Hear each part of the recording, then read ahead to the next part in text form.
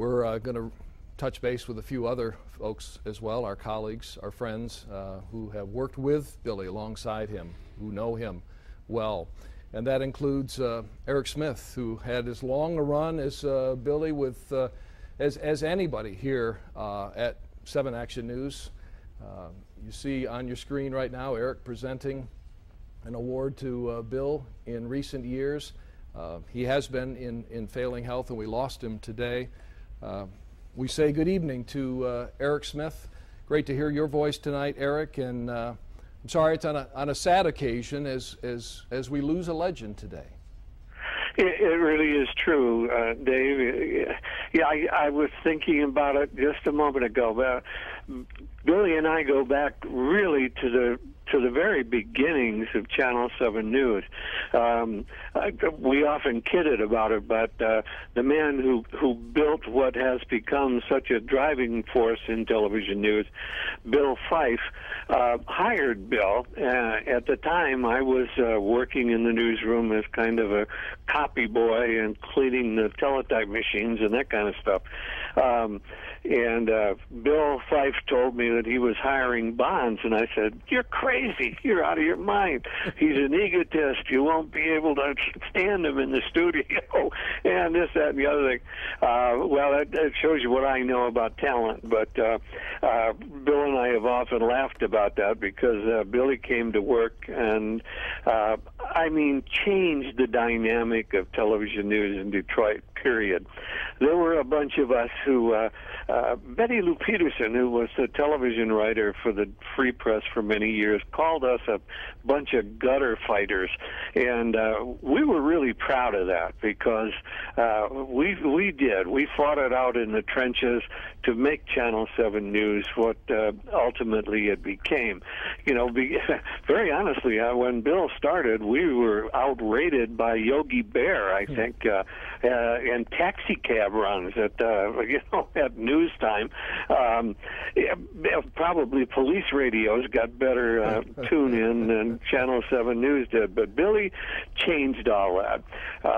It is difficult to assess a career that really spans the amount of time that his did, and to assess the impact that he had on television news, not just in this city, but really around the country. And I'm not talking about the fact that, he went to New York or L.A.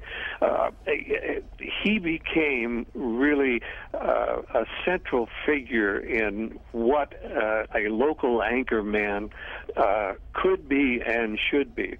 His dedication to the truth was unequaled, and he demanded that same commitment from every one of us who worked in that newsroom. From I don't care, from the guy like me who was changing the teletype ribbons, I better do it fast enough, to the writers who better not misspell something.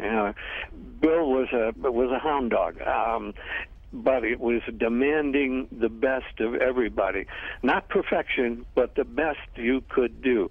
And we all grew up with Bill as kind of the leader. We had a great team there. You go back to really the early days. I'm looking at Phil Nye there, the news director, who was so instrumental in Billy's career and mine as well. And what a grand opportunity we had in June to recognize Bill's lifetime achievement for the National Academy of Television Arts and Sciences, our local chapter. It was my honor and just absolute privilege to present Billy with that award. And he was, I think, flattered, and he never left the business, let's put it that way. He may have left the halls of Channel 7, but his heart was in that newsroom. Dave, I heard you say he called you about the Lions. That was typical. If he was up and about, you'd see him at the Oakland Country Club with the the New York Times tucked under his arm, walking around and talking news to everybody who, was remotely interested in the topic. He just lived and breathed the news business, and there was nobody better at what he did. He gave me I think probably the greatest compliment I've had in the business when he said to me, "Erik, you're the best writer I've ever encountered in television."